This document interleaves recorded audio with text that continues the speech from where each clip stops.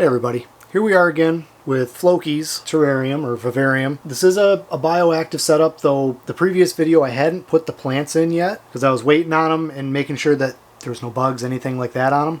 But today we're gonna add the plants, some more isopods, and springtails. The first thing I want to do, I want to get some more leaf litter in here and kind of get it mixed in. So I've got some oak leaves that baked and kind of all taken care of. So we're going to get these in here. We'll kind of mix them into the dirt a little bit. The other thing we're going to mix in, a little bit more sphagnum moss. Now the great thing about this Josh's Frog substrate is that the top layer will kind of dry out and crust over a little bit, leaving the bottom layers damp. And what this does is allow the air to actually dry out and get down to that 30 to 40% range that the leopard geckos need. But if they dig down like they would naturally in the wild, the soil is going to be moist, so they can bring that humidity level up. And that's why we've got a couple different hides and stuff like this. This is a double as a moist hide here, which all my leopard geckos absolutely love these. You can see Floki just hanging out.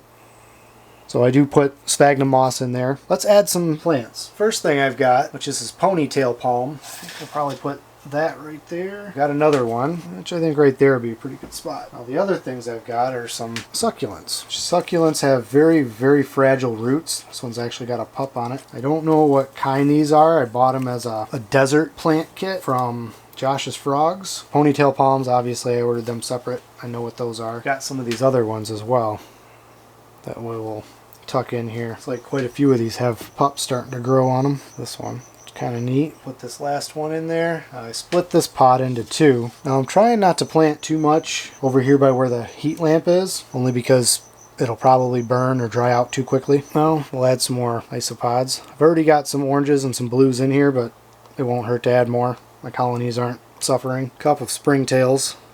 Now this one's on charcoal.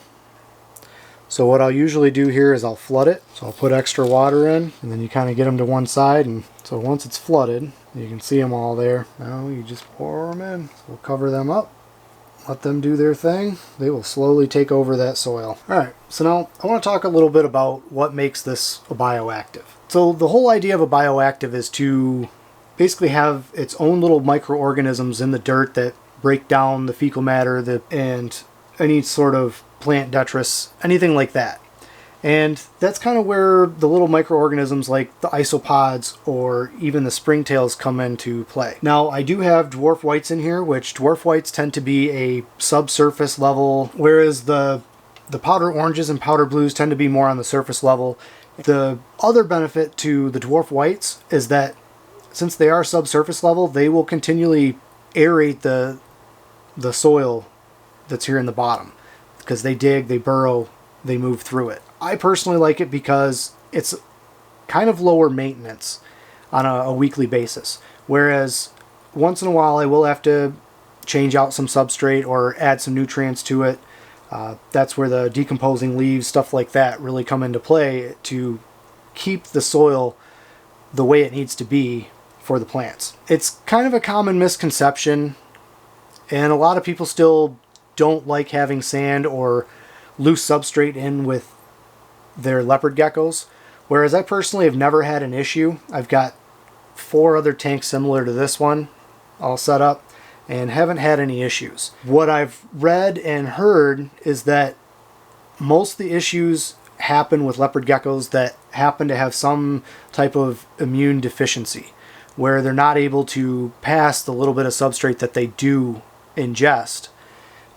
I do typically feed Floki from a dish. That way it kind of limits the amount of substrate that he may ingest. Because he's a healthy adult leopard gecko, if he does ingest any, he shouldn't have any problem. Typically that's the only real issue that many people have with bioactive setups. Some of the other issues may be that they're overwatering or the top layer isn't drying out enough to trap the moisture underneath. The heat and the moisture, if it's too high for too long, can cause respiratory issues, but if you use the correct substrate, shouldn't really be a problem. A couple things that I did change from my setup video that I did previously, other than just adding the plants now, is that I did add some plant lights, which you can kind of see these up here. These are 10 watts a piece, and they're not overly bright, but should be perfect for the succulents. And the other thing I did was I did end up upping the heat lamp to a 40 watt from a 25 watt.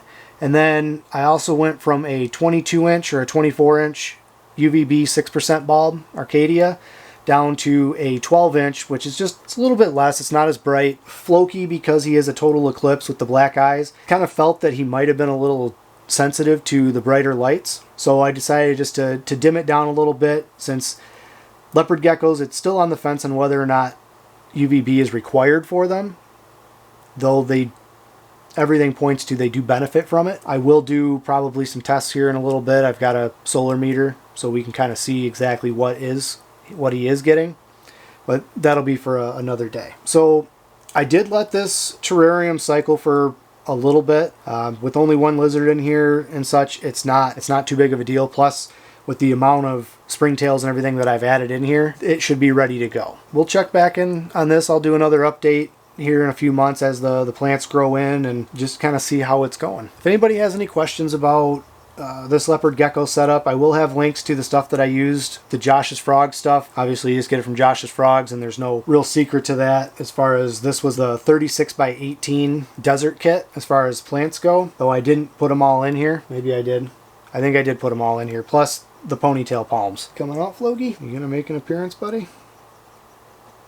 Anyways, if anybody has any questions, let me know. If you like videos like this and want to see more of it, then please like and subscribe. If you have any suggestions, I'm all ears. I'm always willing to learn something new, and I hope you guys are too.